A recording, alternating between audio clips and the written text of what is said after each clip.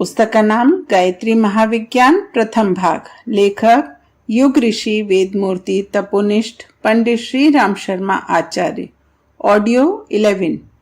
शीर्षक है क्या स्त्रियों को वेद का अधिकार नहीं। गायत्री मंत्र का स्त्रियों को अधिकार है या नहीं, यह कोई स्वतंत्र प्रश्न नहीं है। अलग से कहीं ऐसा विधि निषेध नहीं कि स्त्रियां गायत्री जपें या ना जपें। यह प्रश्न इसलिए उठता है, यह कहा जाता है कि स्त्रियों को वेद का अधिकार नहीं। चूंकि गायत्री भी वेद मंत्र है, इसलिए अन्य मंत्रों की भांति उसे उच्चारण का भी अधिकार नहीं होना चाहिए। स्त्रियों को वेदाधिकार का ना होने का निषेध वेदों में नहीं है। वेदों में तो ऐसे कितने ही मंत्र हैं जो स्त्रियों द्वारा उच्चारण होते हैं। उन मंत्रों में स्त्रीलिंग की क्रियाएं हैं जिनसे स्पष्ट हो जाता है कि स्त्रियों द्वारा ही प्रयोग होने के लिए हैं। देखिए, उदसौ सूर्योगाद उदयम मामको भग अहम तद्विद्वलापतिम मभ्य साक्षी विशासहि अहम केतुरहम मूर्धाः मुग्रा विवाचनी ममेदनु क्रतुम पतिः सेनाया उपाचरेत् मम पुत्रा शत्रुहणो अथो मे दुहिता विराट उताहमस्मि संजया पत्यौ मे श्लोक उत्तमः।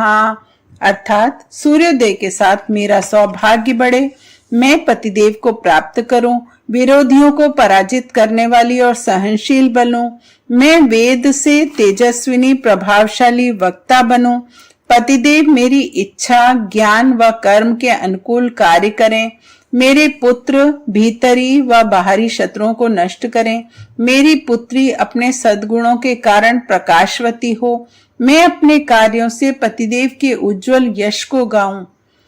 त्रयंबकम यजामहे सुगंधिम पतिवेदनम उर्वारुकमिव बंधनात् इदौ मोक्षीयमामुतः। अर्थात हम कुमारियां उत्तम पतियों को प्राप्त कराने वाले परमात्मा का स्मरण करती हुई यज्ञ करती हैं, जो हमें इस पितृकुल से छुड़ा दे किंतु पति कुल से कभी वियोग ना कराएं।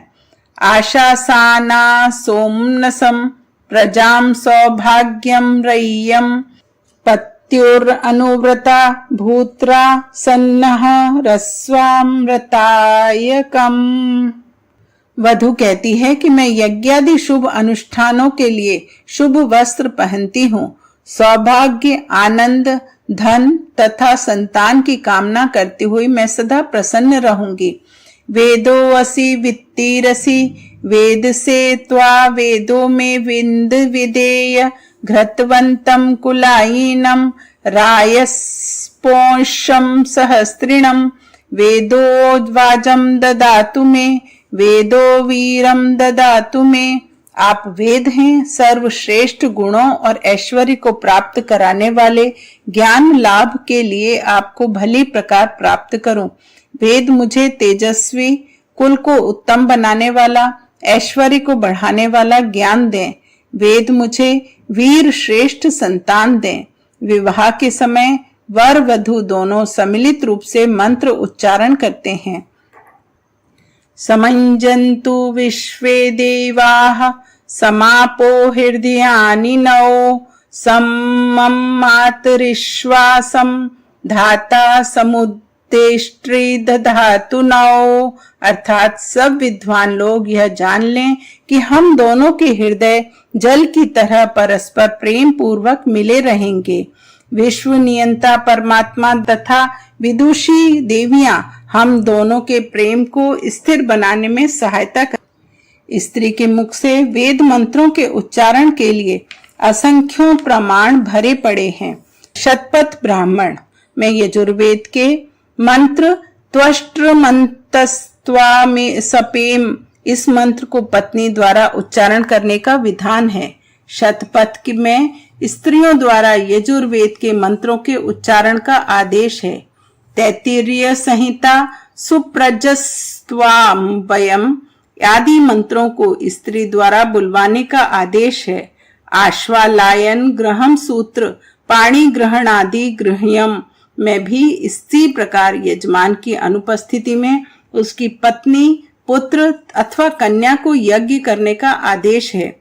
काठक गृह सूत्र में स्त्रियों के लिए वेदाध्ययन, मंत्रोच्चारण एवं वैदिक कर्मकांड करने का प्रतिपादन है। लौगाक्षी गृह सूत्र की 25वीं कंडिका में भी ऐसे प्रमाण मौजूद हैं। पारस्कर गृह सूत्र के अनुसार विवाह के समय कन्या लाजा होम के मंत्रों को स्वयं पढ़ती है। सूर्य दर्शन के समय भी वह यजुर्वेद के मंत्र तच्चक्षुर्देवहितम को स्वयं ही उच्चारण करती है। विवाह के समय समंजन करते समय वर वधू दोनों साथ साथ अथेनौ समंजयतः इस ऋग्वेद के मंत्र को पढ़ते हैं। तांडव ब्राह्मण में युद्ध में स्त्रियों को वीणा लेकर सामवेद के मंत्रों का गान करने का आदेश है तथा स्त्रियों के कलश उठाकर वेद मंत्रों का गान करते हुए परिक्रमा करने का विधान है।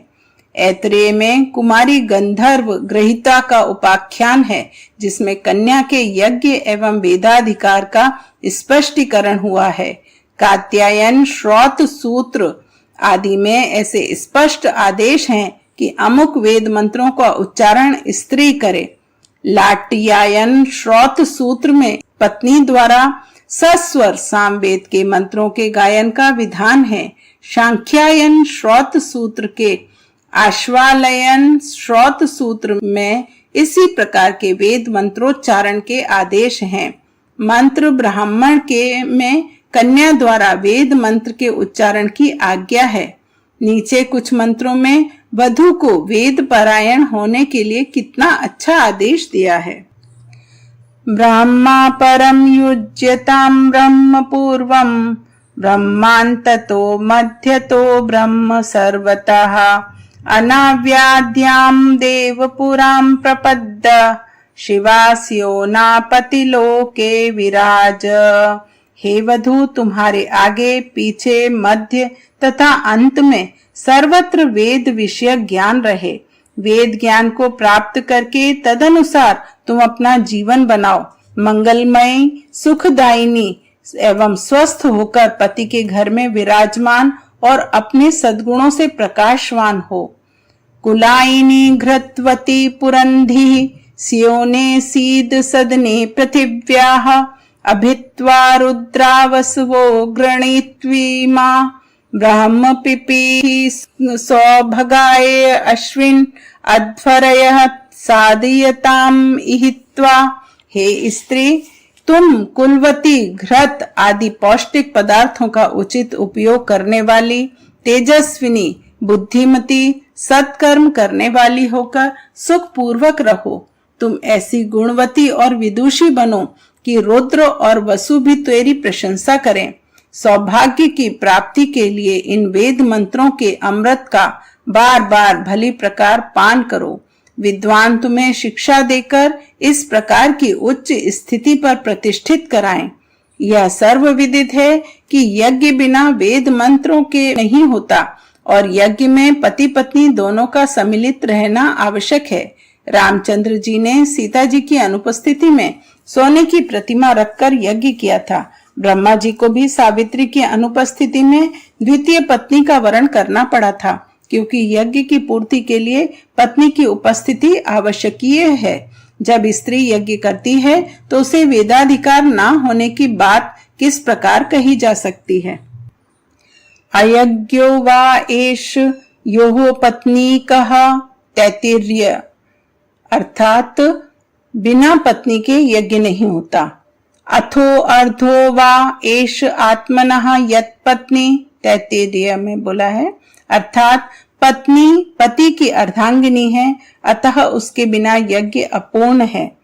या दंपत्ति समनसा सुनुत आच धावतः देवासो नित्ययो शिरा।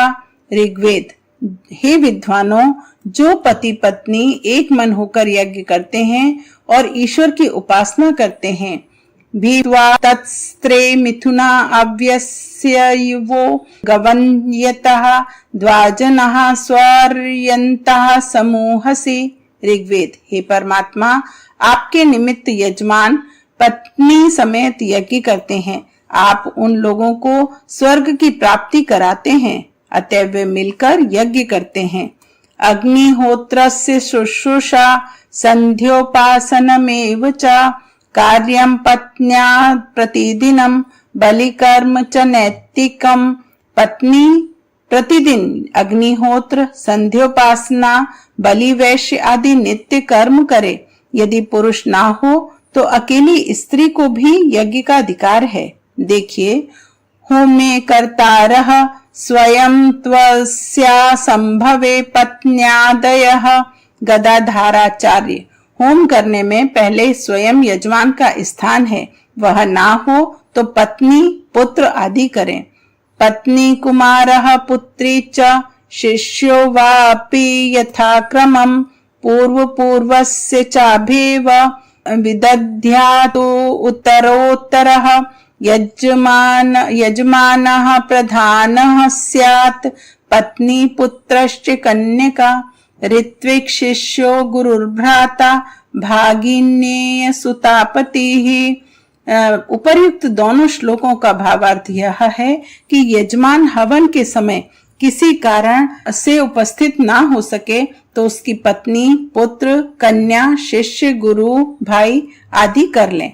आहुरपि उत्तम स्त्रीणाम अधिकारम तु वैदिके यथोर्वशी यमी चैव शच्याद्याश्च तथा पराः। श्रेष्ठ स्त्रियों को वेद का अध्ययन तथा वैदिक कर्मकांड करने का वैसा ही अधिकार है जैसे कि उर्वशी, यमी, शची आदि ऋषिकाओं को प्राप्त था। अग्निहोत्रस्य शुश्रूषा संध्योपासनमेव च। इस श्लोक में यज्ञोपवीत एवं संध्योपासना का प्रत्यक्ष विधान है।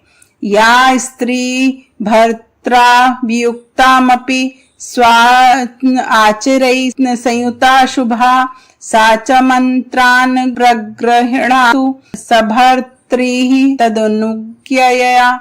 उत्तम आचरण करने वाली विधवा स्त्री वेद मंत्रों को ग्रहण करे और सधवा स्त्री अपने पति की अनुमति से मंत्रों को ग्रहण करे।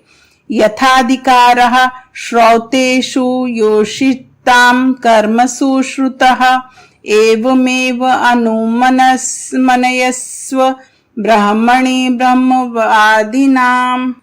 जिस प्रकार स्त्रियों को वेद के कर्मों में अधिकार है, वैसे ही ब्रह्म विद्या प्राप्त करने का भी अधिकार। कात्यायनी च मैत्रेयी गार्गी वाचक्नवी तथा एवमाद्या विदुर्ब्रह्म तस्माद् स्त्री ब्रह्म विद भवेत। जैसे कात्यायनी, मैत्रेयी, वाचक्नवी, गार्गी आदि ब्रह्म, वेद और ईश्वर को जानने वाली थी, वैसे ही सब स्त्रियों को ब्रह्म ज्ञान प्राप्त करना चाहिए। वाल्मीकि रामायण में कौशल्या, कैकेयी, सीता, तारा आदि नारियों द्वारा वेद मंत्रों का उच्चारण, अग्निहोत्र, संध्योपासन का वर्णन आता है। संध्या काल मनाः श्यामा ध्रुवम एष्यति जानकी नदीम चेमाम शुभ जलाम संध्यार्थे वरवर्णिनी। सायकाल के समय सीता उत्तम जल वाली नदी के तट पर संध्या करने अवश्य आएगी। वैदेही शोक संतप्ता हुताशनम उपागमत, अर्थात तब शोक संतप्त सीता जी ने हवन किया। तदा सुमंत्रम मंत्रज्ञा कैकेयी प्रत्युवाचः। वेद मंत्रों को जानने वाली कैकेयी ने सुमंत्र से कहा, सा क्षौम वसना हृष्टा नित्यं व्रत परायणा अग्निम जुहोति स्म तदा मंत्रवत कृतमंगला। वह रेशमी वस्त्र धारण करने वाली व्रत परायण प्रसन्नमुखी मंगलकारिणी कौशल्या मंत्र पूर्वक अग्निहोत्र कर रही थी। ततः स्वस्त्ययनं कृत्वा मंत्रविद विजयेशिणी अंतःपुरः सहस्त्रिभिः प्रविष्टा शोक मोहिता। तब मंत्रों को जानने वाली तारा ने अपने पति बाली की विजय के लिए स्वस्ति वाचन के मंत्रों का पाठ करके अंतःपुर में प्रवेश किया। गायत्री मंत्र के अधिकार के संबंध में तो ऋषियों ने और भी स्पष्ट शब्दों में उल्लेख किया है। नीचे के 2 स्मृति प्रमाण देखिए जिनमें स्त्रियों को गायत्री की उपासना का विधान किया गया है। पुरा कल्पे तु नारीणाम मौंजी बंधन मिष्यते अध्यापनम च वेदानम सावित्री वाचनम तथा। प्राचीन समय में स्त्रियों को मौंजी बंधन वेदों का पढ़ाना तथा गायत्री का उपदेश इष्ट था। मनसा भर्तु रतिचारे त्रिरात्रम यावकम क्षीरौदनम च भुंजानाध शयित ऊर्ध्वम त्रिरात्रादप्सु निमग्नायाः सावित्र्य अष्टष्टेन शिरोभिर्जुहुर्यात् भूत भवतीति विज्ञायते। यदि स्त्री के मन में पति के प्रति दुर्भाव आए तो उस पाप का प्रायश्चित करने के लिए 108 मंत्र गायत्री जपने से वह पवित्र होती है। इतने पर भी यदि कोई यह कहे कि स्त्रियों को गायत्री का अधिकार नहीं, तो दुराग्रह या कुसंस्कार ही कहना चाहिए।